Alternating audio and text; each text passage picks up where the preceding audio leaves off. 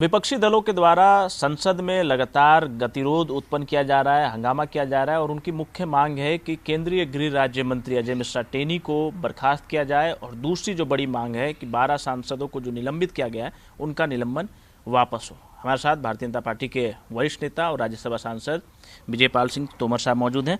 Sir, लगातार सदन की जब से कार्रवाई शुरू हुई, जब सांसदों को निलंबित किया गया, उसके बाद मुख्य मांग रहा कि जो सांसदों को निलंबित किया गया है उन्हें वापस किया जाए सदन में, और अब बड़ी मांग जो उठाई जा रही है विपक्ष के द्वारा ये कि अजय मिश्रा टेनी को बर्खास्त किया जाए सरकार के द्वारा जल्द से जल्द। जहाँ तक निलंबित सांसदों की वापसी की बात है, देखिए उन सांसदों ने सारी मर्यादाओं को तोड़ा लोकतंत्र की।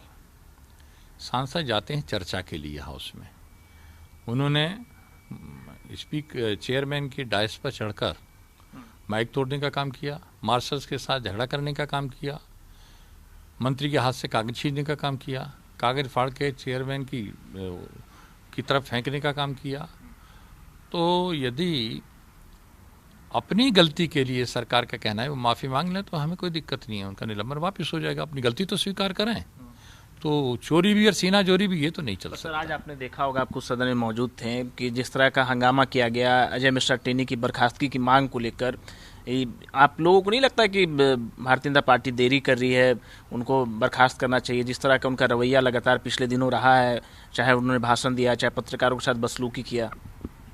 देखिए, जहाँ तक उस केस का सवाल है तो सुप्रीम कोर्ट के जज की निगरानी में SIT काम कर रही है और जो कि मामला सुप्रीम कोर्ट में जा चुका है, उनकी निगरानी में इन्वेस्टिगेशन चल रहा है और उसमें कहीं भी अजय मिश्रा अभियुक्त नहीं है। तो इसलिए ये मांग तो बिल्कुल विपक्ष की उचित मुझे नहीं लगती। पर विपक्ष के द्वारा ये भी कहा जा रहा है कि जब तक वो पद पर बने रहेंगे, वो बैठे रहेंगे, वो अपने पावर का कहीं ना कहीं दुरुपयोग करते रहेंगे। नहीं, मैं नहीं समझता कि कोई भी मंत्री सुप्रीम कोर्ट के जज को प्रभावित कर सकता है।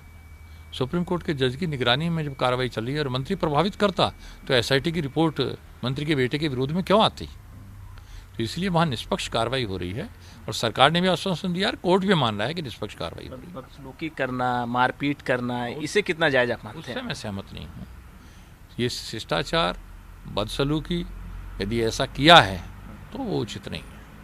अब बीच का रास्ता क्या बचता है? सदन, हालांकि बहुत कम दिन बचे हैं, ऐसे में सदन की कार्रवाई हो या फिर जो देश का नुकसान हुआ है, तो बीच का रास्ता क्या सरकार कुछ अपनाने वाली है? बातचीत होगा विपक्ष के साथ में?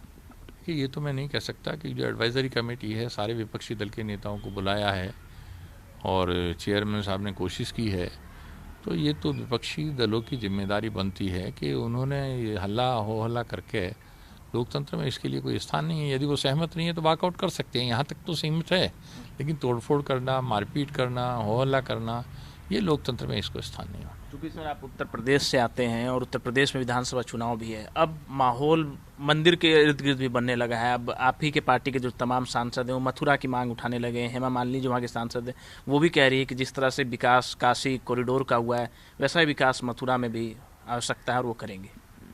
निश्चित रूप से होना चाहिए। श्री कृष्ण जन्मभूमि है और मुझे आशा भी है, हमारे माननीय मुख्यमंत्री जी ने कहा भी है कि मथुरा वृंदावन का भी विकास होगा।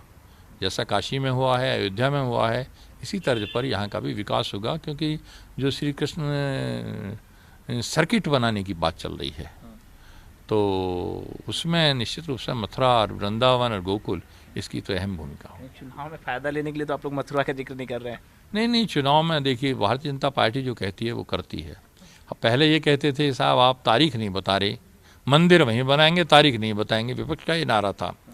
अब उसका जब शिलान्यास भी हो गया, मंदिर भी बनने लगा। इसी तरह से बनारस के अंदर हम जाते थे तो चारों तरफ जाम लगा मिलता था। आज बनारस में कहीं जाम नहीं मिलता।